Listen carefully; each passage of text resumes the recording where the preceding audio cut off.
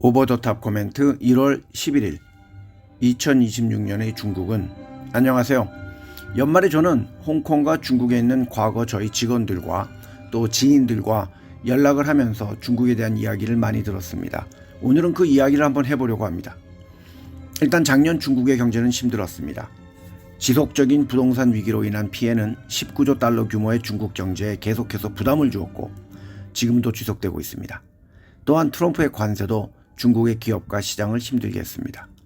비록 수출은 급증했지만 경제 성장과 제조업은 어려움을 겪었으며 기업들이 더 많은 상품을 더 저렴하게 생산하는 구조는 과잉 생산과 가격 전쟁인 즉 자멸적 경쟁 구조인 내이주안을 심화시켰습니다. 이러한 경제의 불안정은 사회생활을 막 시작하는 젊은이들과 안정적인 가정을 꾸리려는 부부들에게 타격을 주고 있습니다.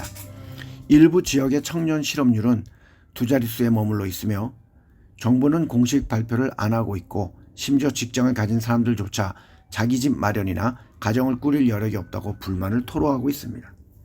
중국의 출산율은 3년 연속 감소세를 보이고 있는데 이는 노동력 부족에 시달리고 고령화 사회로 접어드는 중국 경제에 심각한 우려를 불러일으키고 있습니다. 그렇게 사람들이 소비를 줄이고 있습니다. 하지만 이러한 어려움에도 불구하고 중국은 여러 분야에서 미국과 어깨를 나란히 하거나 오히려 앞서 나가면서 중국을 견제하고자 하는 미국의 노력에 한계가 있음이 드러나기도 했습니다. 트럼프의 관세는 중국의 대미 무역에 심한 타격을 주었고 11월 수출액은 29%나 감소하여 8개월 연속 두 자릿수 감소세를 기록했습니다. 하지만 중국은 유럽과 남미 등지로의 수출을 늘려 막대한 손실을 상당 부분 상쇄했습니다. 그 결과 작년엔 중국의 연간 무역 흑자가 사상 처음으로 1조 달러를 넘어설 것으로 예상됩니다. 특히 11월에는 아프리카로의 수출만 해도 거의 28% 늘었습니다. 이로 인하여 세계 지도자들은 중국이 자국 시장에 값싼 상품을 덤핑하고 있다고 강력하게 항의해왔지만 시진핑은 이런 항의에 전혀 동요하지 않고 있습니다. 중국은 기술과 과학 분야에서도 발전을 하고 있습니다. 트럼프는 국내 화석 연료 산업을 지원하는 한편 미국 기업들이 재생에너지를 개발하고 투자하도록 장려하는 인센티브를 없앴고 재생에너지가 모두 기후변화 사기극의 일부라고 했습니다. 이로 인해 미국이 아닌 중국이 오히려 미래에너지 기술의 개발 및 판매를 주도하는 국가로 부상할 수 있는 길이 열렸습니다.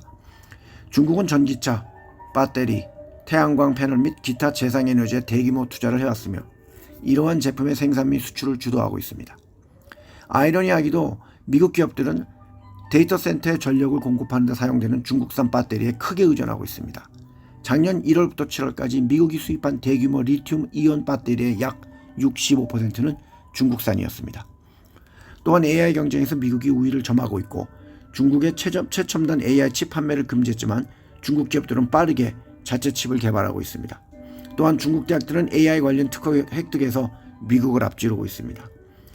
현재 슈퍼컴퓨터의 성능을 능가하는 양자 컴퓨터 개발 경쟁도 마찬가지입니다. 전 세계 정부와 알파벳, IBM을 비롯한 여러 기업들이 이 분야에 매진하고 있습니다. 얼마 전까지만 해도 중국은 양자 컴퓨팅 분야에서 미국에 몇 년 뒤처져 있는 것으로 여겨졌습니다. 하지만 중국이 빠르게 따라잡는 모습입니다. 올해 노벨 물리학상 수상자는 작년 12월 한 인터뷰에서 이제 우리는 중국보다 나노초 단위로 앞서 있을지도 모른다는 걱정을 하고 있습니다 라고 말했습니다.